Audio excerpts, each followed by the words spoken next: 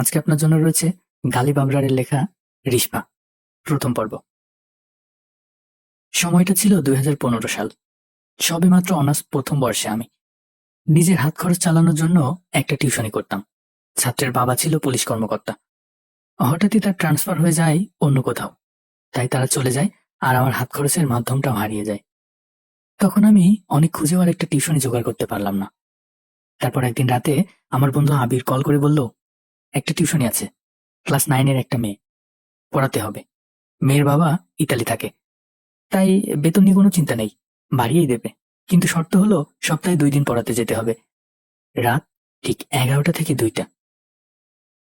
এমন শর্ত শুনে আমি সাথে সাথে না বলে দিই, কারণ রাত 11টা থেকে পড়াতে যাওয়া আমার পক্ষে সম্ভব না। সকালে আমার ক্লাস শুরু হয় 10টা বাজে। ঘুমাবো কখন এই টাইমে পড়াতে গেলে? কিন্তু তারপর আবির যা বলল তাতে আমার ঘুম হারাম হয়ে গেল। ও বলল 15,000 টাকা দিবে, এবার ভেবে দেখ। তখন আমার কাছে 15,000 টাকা 15 লক্ষ টাকার সমান। আমি খুশিতে গদগদ হয়ে হ্যাঁ বলে দিলাম। আবির আমাকে ঠিকানা টেক্সট করে দিল আর বলল শুধুমাত্র শনিবার এবং বুধবার রাতে যেতে হবে। আমার কাছে বিষয়টা কেমন জানি অদ্ভুত লাগলো, কিন্তু টাকার নেশায় কিছুই মাথায় নিলাম না। 2 দিন পর শনিবার আমি রওনা দিলাম আবিরের দেওয়া ঠিকানা অনুযায়ী। শহর থেকে অনেকটা বাহিরে হিন্দুপাড়া নামে একটা গ্রাম আছে। সেখানে বেশিরভাগ বাসিন্দাই হিন্দু ধর্মের অনুসারী। আমি সেখানে গিয়ে একজনকে ঠিকানা দেখিয়ে বললাম, ভাই, এই বাড়িটা কোন দিকে বলতে পারেন? সে আমার দিকে কিভাবে যেন তাকিয়ে থাকলো কিছুক্ষণ, তারপর বলল, সামনে গিয়ে একটু পুরনো বিল্ডিং পাবেন, ওইটাই আপনার ঠিকানা। আমি সামনে হাঁটা শুরু করলাম। একবার পিছনে তাকিয়ে দেখলাম লোকটা এখনো সেই অদ্ভুত দৃষ্টিভঙ্গিতে আমার দিকে তাকিয়ে আছে। কেমন যেন একটু লাগছে আমার ভিতরে, মনটা সায় দিচ্ছে না যেতে। কিন্তু 15,000 টাকার কথা মনে পড়তেই আবার মন বদলে যায়। না, গিয়ে দেখি। একটা পুরনো বিল্ডিং এর সামনে এসে দাঁড়ালাম। হ্যাঁ, এটাই সেই ঠিকানা। 11টা বাজতে আর 1 মিনিট বাকি। আমি গিয়ে দরজায় নক করার সাথে সাথে দরজা খুলে গেল। মনে হচ্ছে কেউ যেন আমার জন্যই দরজার কাছে দাঁড়িয়েছিল। দরজা ধাক্কা দিতেই খুলে গেল, ক্যাচ শব্দ করে। কিন্তু সেখানে কেউ ছিল না। তাহলে দরজা খুললো কে? আমি কখনো ভূত প্রেত এইসবে ভয় পেতাম না, অনেক দেখেছি জীবনে এসব। একটা কথা বুঝে গিয়েছিলাম, সেটা হলো তাদেরকে ভয় পেলেই তারা মাথায় চড়ে বসে। তাই নিজেকে খুব শান্ত রেখে বাসায় প্রবেশ করলাম। বাসার ভিতরটা কেমন যেন অন্যরকম দেখতে। প্রতিটা দেয়ালে আরবিতে কিছু লেখালেখি করা, অদ্ভুত অদ্ভুত ছোট পোকামাকড়ের চিত্র আঁকা। সবচেয়ে বড় কথা, বাসার ভিতরটা একদম নিস্তব্ধতায় ঘেরা। কোনো একটা ছোট শব্দও কানে আসছে না। একজন মধ্যবয়স্ক মহিলা একটা রুম থেকে হাসি মুখে বেরিয়ে এলেন। আমাকে বলল, তুমি নিশ্চয়ই গালিব, আবির তোমাকে পাঠিয়েছে। আমিও একগাল হেসে দিয়ে বললাম, জি আন্টি। তারপর আন্টি একটা রুম দেখিয়ে দিয়ে বলল, ওই রুমে যাও, রিশপা ওখানে আছে। দেখো বাবা, ভালো মতো পড়াতে হবে, ও অনেক ফাঁকিবাজ। ও, তার মানে আমার ছাত্রীর নাম রিশপা। আমি বললাম, সেটা নিয়ে আপনি চিন্তা করবেন না আন্টি, আমি রিশপাকে ব্রিলিয়ান্ট স্টুডেন্ট বানিয়ে দিব। এই বলে রুমে গেলাম। দেখলাম রিশপা এক মনে খাতায় কি যেন অঙ্কন করছে। আমি গিয়ে হালকা কাশি দিতেই সে উঠে সালাম দিল। আমি সালামের উত্তর দিয়ে বসলাম। খাতা দিকে লক্ষ্য করে দেখলাম সে অদ্ভুত একটা প্রাণীর ছবি আঁকছিল। এমন প্রাণী বাস্তবে নেই, শুধু কল্পনাতেই আঁকা সম্ভব। তারপর আমি তাকে উদ্দেশ্য করে বললাম, আজ থেকে আমি তোমাকে পড়াবো, মন দিয়ে পড়াশোনা করতে হবে। সে কথা ঘুরিয়ে বলল, স্যার, আপনার প্রিয় খাবার কি? আমি একটু অবাক হলাম, তবু নিজেকে সামলে নিয়ে বললাম, আমার প্রিয় খাবার বিরিয়ানি। আমি জিজ্ঞেস না করলেও সে অদ্ভুত একটা হাসি দিয়ে বলল, বিরিয়ানি কোনো খাবার হলো? আমার তো প্রিয় তাজা রক্ত আর মানুষের মস্তিষ্ক। একটু ঘাবড়িয়ে গিয়ে বললাম, এসব কি ধরনের আর কি, আমি তোমার স্যার, পড়াশোনা বাদে কোনো ফালতু কথা হবে না আজ থেকে। সে একটু মন খারাপ করে পড়ায় মনোযোগ দিল। বারবার আমার মনে হচ্ছিল কেউ যেন উকি দিয়ে আবার চলে যাচ্ছে। হতে পারে আন্টি তার মেয়েকে ঠিকমতো পড়াচ্ছে কিনা সেটা দেখা হচ্ছে। আমার চোখ খুব জ্বলতে লাগলো হঠাৎ করে। মনে হচ্ছে যেন চোখে কেউ মরিচ ঢেলে দিয়েছে। আমি রিশফাকে পড়া দেখিয়ে বললাম, ওয়াশরুমটা কোন দিকে তোমাদের? সে হাতের ইশারায় দেখিয়ে দিল। আমি তাড়াতাড়ি ওয়াশরুমে গিয়ে চোখে পানি দিলাম। তারপর আয়নায় তাকিয়ে দেখলাম চোখ লাল হয়ে আছে। ভালোভাবে চোখে মুখে পানি দিলাম। এখন একটু ভালো লাগছে। ওয়াশরুম থেকে বের হতে যাব, হঠাৎ খেয়াল করলাম আমি তো চলে যাচ্ছি, কিন্তু আয়নার ভিতরে আমার প্রতিবিম্বটা এখনো ঠায় দাঁড়িয়ে। আমি চোখ ডোলা দিয়ে আবার তাকালাম আয়নার দিকে। এবার সেখানে কেউ নেই, এমনকি আমার কোনো প্রতিবিম্বও সেখানে নেই। এটা কেমন আয়না?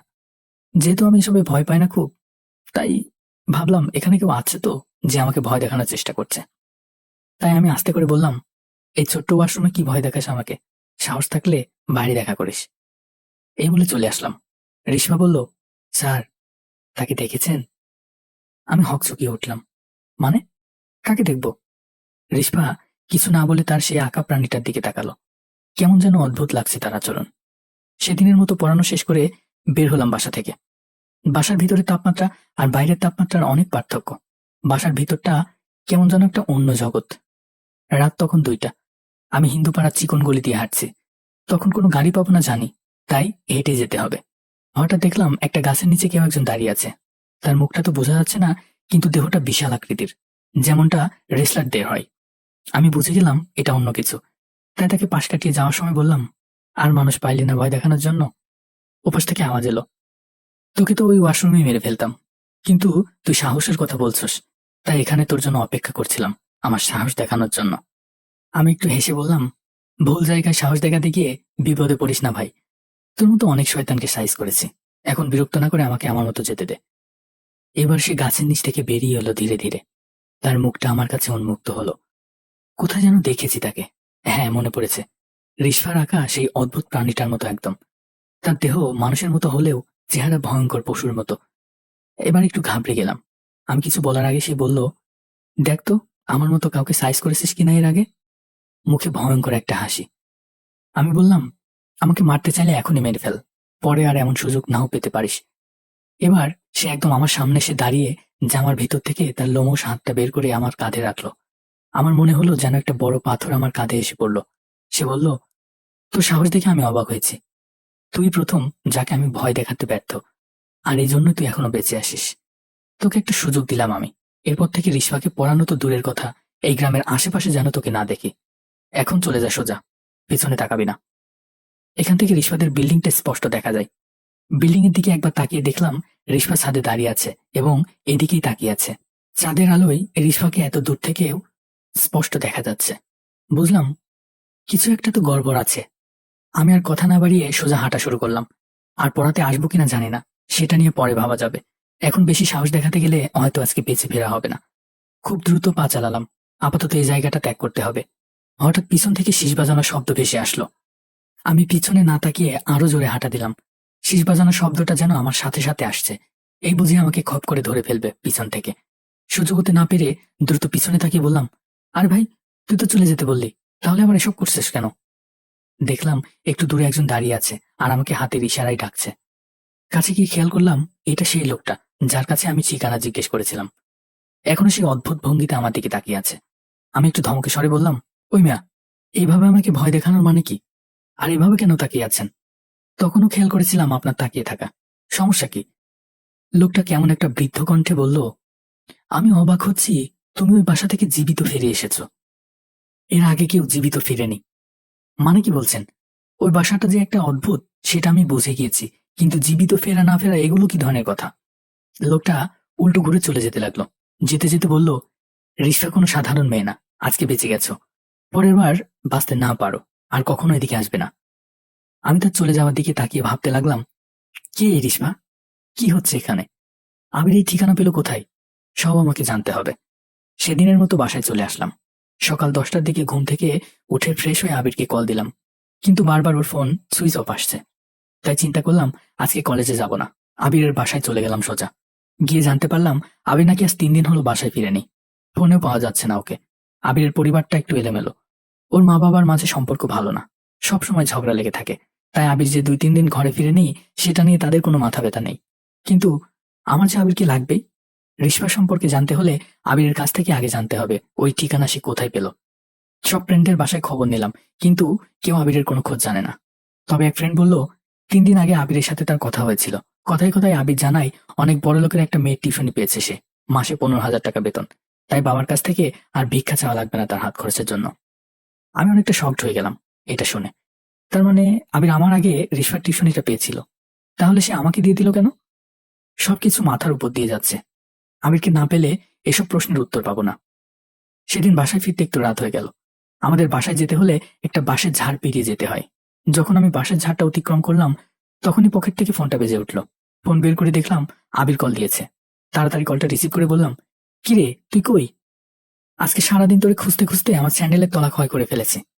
ওপাশ থেকে আবির বলল, পিছনে তাকা একবার। আমি সাথে সাথে পিছনে তাকিয়ে দেখলাম আবির বাঁশঝাড়ের কাছে মূর্তির মতো দাঁড়িয়ে আছে। আমি দৌড়ে গেলাম।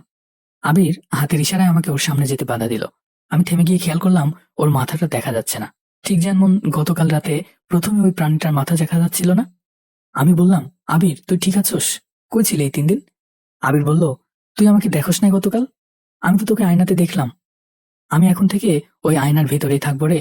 বাইরের দুনিয়া আমার কাছে আর ভালো লাগে না। এসব কি বলছিস তুই? পাগল হয়ে গেলি নাকি? আর তোর মুখ দেখাচ্ছিস না কেন? নতুন বউ নাকি তুই? আবির হেসে দিয়ে বলল, তুই সহ্য করতে পারবি না। আমার এখন যেতে হবে। তোকে যা বলার জন্য আসলাম সেটা হলো, রিস্পার ব্যাপারে বেশি কৌতূহল দেখাস না। সেটা তোর জন্য ভালো হবে না। এই বলে আবির চলে যাচ্ছে। আমি চেষ্টা করলাম আবিরের পিছনে যাওয়ার, কিন্তু আমার পা যেন নড়ছেই না। আবিরকে অনেকবার ডাকলাম, কিন্তু সে শুনল না। অন্ধকারে মিলিয়ে গেল।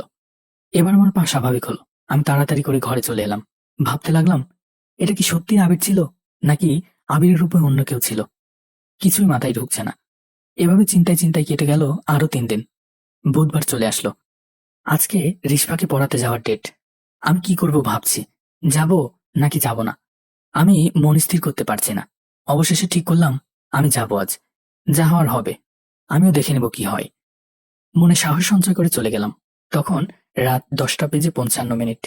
রিস্পাদের বিল্ডিং এর সামনে গিয়ে দাঁড়াতেই ছাদ থেকে বড় একটা ফুলের টব ঠিক আমার সামনে ধপাস করে পড়ল। আমি পিছিয়ে গেলাম একটু। অল্পের জন্য আমার মাথায় পড়েনি। উপরে তাকাতে দেখি রিস্পা একটা কালো রাগান্বিত দৃষ্টিতে আমার দিকে তাকিয়ে আছে। তার খোলা চুলগুলো বাতাসে উড়ছে। রিস্পার এমন ভয়ানক রূপ দেখে আমি চমকে গেলাম।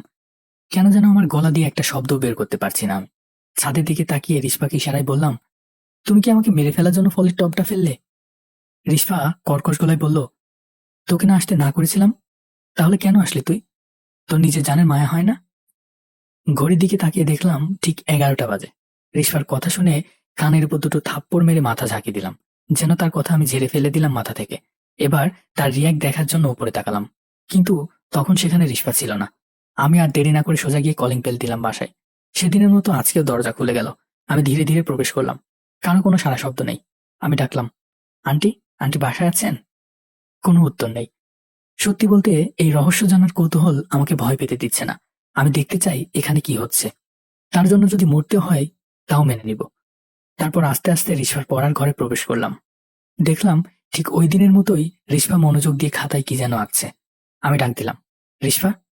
রিস্পা চমকে উঠে সালাম দিয়ে বলল, স্যার, আজকে আপনি 3 মিনিট দেরি করে এসেছেন। যারা সময়ের মূল্য দেয় না, আমি তাদের পছন্দ করি না। নিজের ছাত্রীর মুখে এমন কথা শুনে হতভম্ব হয়ে ঘড়ির দিকে তাকিয়ে দেখি 11টা 3 বাজে। আমি বললাম, তোমার জন্যই তো দেরি হলো। আমার মাথায় ফুলের টব ফেলে আমাকে মারতে চেয়েছিলে কেন? রিস্পা খুব সাবলীল ভাবে জবাব দিল, আমি আপনাকে মারতে চাইবো কেন? আমার তো জীবিত মানুষ পছন্দ। এটা শুনে আমি হেসে উড়িয়ে দেওয়ার ভান করলাম, যেন আমি এটা ইয়ার্কি হিসেবে নিয়েছি। কিন্তু আমার মনে অন্য কিছু চলছে। আমি জানি রিস্পা মজা করছে না, কিন্তু আমাকে শান্ত থাকতে হবে। আমার ভয়টা প্রকাশ পেয়ে গেলে হয়তো এখান থেকে আর ফিরে যাওয়া হবে না আমার। তাহলে রিস্পা কি মানুষ না? দেখতে তো একদম মানুষের মতোই স্বাভাবিক। শুধু ওর চোখগুলো একটু অদ্ভুত। নীল রঙের চোখ, আগে কখনো দেখিনি। কেমন একটা মায়া কাজ করে ওর চোখে। রিস্পা বলল, স্যার, আপনি একটা সাইকো। কারণ আমি তো ভেবেছিলাম আপনি আর আসবেন না। মানুষ হিসেবে যতটুকু সাহস থাকা দরকার ততটুকু সাহস থাকা ভালো। লিমিটের বাইরে সাহস দেখাতে গিয়ে অনেক মানুষেরই তার প্রাণ হারিয়েছে। রিস্পার এসব রহস্যময় কথা শুনে ভিতরটা নড়াচড়া দিলেও ওকে বুঝতে না দিয়ে বললাম, তোমার এসব আধ্যাত্মিক কথাবার্তা বাদ দিয়ে পড়ায় মনোযোগ দাও। পরীক্ষায় যদি ফেল করো তাহলে তোমার মা আমার বেতন মেরে দিবে। আচ্ছা, আজকে তোমার মাকে দেখলাম না বাসায়। আন্টি কি বাসায় নেই? রিস্পা বইয়ের দিকে তাকিয়ে বলল, মা তো ছাদে গিয়েছে চাঁদ দেখার জন্য। আজকে চাঁদটা পরিপূর্ণ রূপ নিয়েছে। কি অদ্ভুত করে কথা বলে এই মেয়েটা। আমি বললাম, রিস্পা, আমার অনেক তৃষ্ণা পেয়েছে, এক গ্লাস পানি এনে দিবে? সাথে সাথে রিস্পা চেয়ার থেকে উঠে পানি আনতে চলে গেল। এই প্রথম রিস্পাকে হাঁটতে দেখলাম। তার পায়ের দিকে তাকালাম। না, পা তো ঠিকই আছে। শুনেছি ভূত প্রেতের পা উল্টো দিক থাকে, কিন্তু রিস্পার হাঁটার ভঙ্গি একদম আলাদা, যেন কোনো রোবট হেঁটে যাচ্ছে। আমি বসে বসে ভাবছি, কি করব এখন? এখানে কোনো কিছু স্বাভাবিক নয়। কিছু একটা হচ্ছে এখানে। রিস্পার মা এত রাতে ছাদে গিয়েছে চাঁদ দেখতে। ব্যাপারটা কেমন অদ্ভুত। আর রিস্পার এসব রহস্যময় কথা আমাকে নাড়িয়ে দিচ্ছে বারবার। এর মাঝেই রিস্পা আসলো একটা পানির গ্লাস হাতে। আমাকে পানি দিয়ে আবার সে বসে বইয়ের দিকে মনোযোগ দিল। আমি পানিটা মুখে নিয়ে কিছুক্ষণ চোখ বড় করে তাকিয়ে থাকলাম। পানি যে এত স্বাদ হতে পারে তা কখনো ভাবিনি। অদ্ভুত একটা মিষ্টি ঘ্রাণ আসছে পানি থেকে। পুরোটা খেয়ে নিলাম। তারপর গ্লাসটা টেবিলে রেখে হাত দিয়ে মুখটা মুছে নিলাম। রিস্পা, পানিটা খুব মজার ছিল। এ ধরনের পানি আমি কখনো এর আগে খাইনি। এই বলে হঠাৎ নিজের হাতের দিকে চোখ গেল আমার। হাতে রক্ত লেগে আছে। হাতটা জামায় মুছে আবার মুখে হাত দিলাম। এবার আমি ঘাবড়ে গেলাম। রক্তটা আমার মুখ থেকে লেগেছে। তাহলে কি রিস্পা আমাকে পানির বোতলে রক্ত খাইয়েছে? রিস্পার দিকে তাকিয়ে দেখলাম সে তার আঁকা সেই ছবিটাই এলোমেলো ভাবে কলম চালাচ্ছে। প্রাণীটার মুখটাকে ঝলসে দিচ্ছে কলম দিয়ে। মুখের ভিতর কেমন যেন লাগছে এখন। রক্ত খেয়েছি ভাবতেই পেটের ভিতরে সবকিছু উল্টে বেরিয়ে আসতে চাইছে। এবার আর সাহস করলাম না। উঠে দৌড় দিলাম দরজার দিকে। কিন্তু দরজাটা বাইরের থেকে বন্ধ। অনেক টানাটানি করলাম। পিছনে তাকিয়ে দেখলাম রিস্পা পড়ার রুমের দরজায় দাঁড়িয়ে আছে। একটুও নড়াচড়া করছে না। অবশেষে দরজা খুলে গেল। আমি বের হয়ে সরিয়ে সব শক্তি দিয়ে দৌড়ে সিঁড়ি দিয়ে নিচে নেমে গেলাম। কিন্তু এ কি, আমি আবার সেই রিস্পাদের দরজার সামনে। রিস্পা এখনো সেখানে ঠায় দাঁড়িয়ে আছে। আমি আবার দৌড়ে নামলাম সিঁড়ি বেয়ে, কিন্তু এবারও ঘুরে ফিরে সেই দরজার সামনে চলে আসলাম। আমি বুঝে গেলাম এখান থেকে বের হতে দিবে না আজ আমাকে। তাই আমি এবার দৌড় দিলাম ছাদের দিকে। মানুষ যত সাহসী হোক, মৃত্যু চোখের সামনে দেখলে ভয় তাকে পেতেই হবে। ছাদে গিয়ে এদিক ওদিক তাকাতে লাগলাম, নিচে নামার মতো কিছু আছে কিনা। হঠাৎ আমার চোখে পড়লো কালো জুব্বা পরা কেউ সেখানে দাঁড়িয়ে আছে, যেখানে রিস্পাকে দাঁড়িয়ে দেখতে দেখেছিলাম। কালো জুব্বা বলতে যারা জাদুবিদ্যা চর্চা করে তাদের অন্য এক ধরনের কালো পোশাক থাকে, ওইটাই। তখনই আমার মনে পড়লো রিস্পা বলেছিল তার মা ছাদে চাঁদ দেখার জন্য এসেছে। তাহলে এটাই কি রিস্পার মা? আমি কাঁপা কাঁপা গলায় ডাক দিলাম, আন্টি। ডাক শুনে সে ধীরে ধীরে আমার মুখের দিকে ঘুরল। রিস্পার মায়ের অন্য এক রূপ। সারা মুখে রক্ত লেগে আছে, গলায় বিভিন্ন মালা ঝোলানো, আর হাতে কঙ্কালের খুলি। রক্তমাখা মুখে উদ্ভট একটা হাসি দিল আমার দিকে তাকিয়ে। আমি জানি যত যাই হোক আমি এই মুহূর্তে জ্ঞান হারাবো না। তাই ইচ্ছে করে পড়ে গেলাম জ্ঞান হারানোর ভান করে। চোখ বন্ধ করে শুয়ে রইলাম। প্রায় 5 মিনিট হয়ে গেল, কোনো সাড়া শব্দ নেই। একবার ভাবলাম চোখ খুলে দেখব, আবার ভাবলাম এভাবেই থাকি আর কিছুক্ষণ। হঠাৎ ফিসফিস করে কথা বলার আওয়াজ শুনতে পেলাম। নিশ্চয়ই রিস্পা আর তার মা কথা বলছে। একটু স্পষ্ট করে শোনার জন্য খরগোশের মতো কান খাড়া করে দিলাম। রিস্পার মা বলছে, তোকে না বলেছিলাম পরবর্তী অমাবস্যা পর্যন্ত এই ছেলেকে বুঝতে দেওয়া যাবে না কিছু? তাহলে এত তাড়াহুড়ো করার কারণ কি? রিস্পা বলল, আমি কি করব? ওর সাহসের পরীক্ষা নিতে গিয়েই তো এত কিছু হয়ে গেল। অন্য সবার চেয়ে ওর সাহস অনেক বেশি। এত সহজ হবে না ওকে অমাবস্যা পর্যন্ত ধরে রাখা। রিস্পার মা বলল, ধরে যে রাখতে হবে, না হলে ডরিয়া আমাদের মেরে ফেলবে। আমি সবকিছু শুনছিলাম কান পেতে। কিন্তু এই ডরিয়াটা আবার কে?